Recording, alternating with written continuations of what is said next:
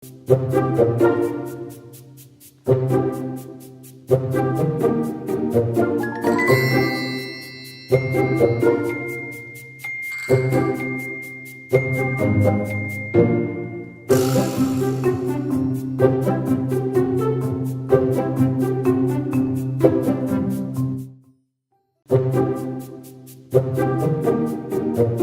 constat de l'infobésité, nous consommons aujourd'hui 7 fois plus d'informations qu'il y a 4 ans et vous en consommerez 32 fois plus en 2020.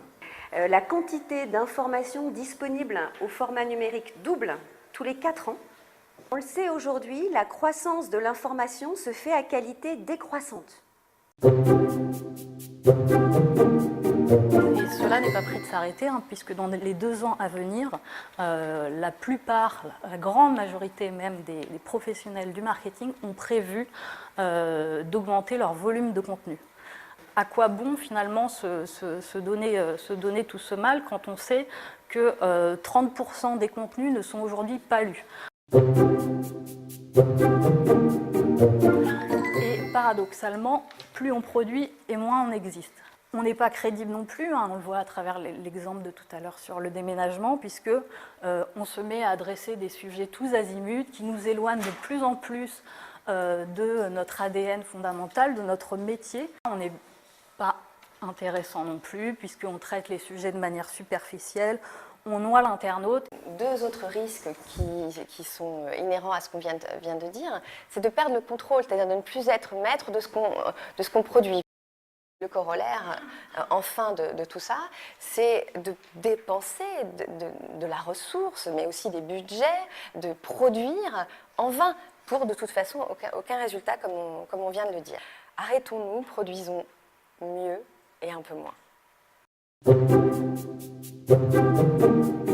part de là, le contenu utile ou le contenu éveillé qui est issu du terroir, qui n'est pas génétiquement modifié, c'est ce contenu qui est nous-mêmes en fait. La deuxième partie, tri sélectif et recyclage, le contenu raisonné. Il y a beaucoup de contenus qui peuvent être recyclés, réutilisés, upcyclés. Et enfin, le troisième axe, le troisième pilier, c'est le contenu durable, la qualité. C'est-à-dire que quand je vais produire, là ça y est, je vais me mettre de nouveau à produire, eh bien, plutôt des formats qui apportent et de la réflexion. Enfin, on essaye, alors que ce soit l'équipe digitale, la com interne, les équipes des événements, les responsables marketing qui sont en charge dans les métiers de certains sujets, d'aller vers du slow content et surtout, voilà, alors qu'on a un terreau complexe, un métier qui est vraiment un métier de la confidentialité. Vous parlez du site carrière PwC qu'on est en train de refondre en ce moment avec Dixit. Chez PwC, on a des gros enjeux de recrutement. On voulait donc déjà que le site carrière ait une vraie âme, mais qu'aussi il soit vraiment le reflet d'une expérience utilisateur parfaite. C'est-à-dire qu'on voulait vraiment que les candidats s'y retrouvent parfaitement, que le site soit fait pour eux et pas pour nous en fait. On ne s'est pas lancé la tête la première dans les contenus. On a commencé par toute une première partie, donc UX, avec des entretiens utilisateurs qui nous ont permis de définir des personas et des parcours utilisateurs, parce qu'il y en a eu plusieurs. Et ensuite, une partie plus éditoriale, donc on a fait des ateliers en design thinking éditoriaux qui nous ont permis de définir une stratégie éditoriale, puis le rubricage et l'arborescence, en parallèle une charte d'expression et un plan de production derrière avant de se lancer vraiment dans la production des contenus. On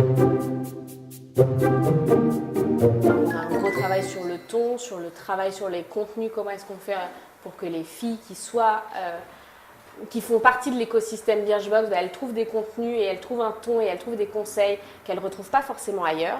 Pensez, quand vous créez des contenus, à l'ADN, à vraiment ce qui constitue votre marque, les cœurs, vos valeurs de cœur, ce qui fait pourquoi est-ce que vous avez créé les entreprises dans lesquelles vous travaillez. Ce qui est important, c'est ce que ça crée comme émotion sur les personnes qui l'écoutent. C'est le papier assez long, donc au début on s'est dit non, personne ne va le lire. En fait, la rubrique, même pas 6 mois après le lancement du site, faisait 20% des visites. On a publié en juin dernier une série de podcasts de 10 épisodes qui tournent autour de la beauté des femmes.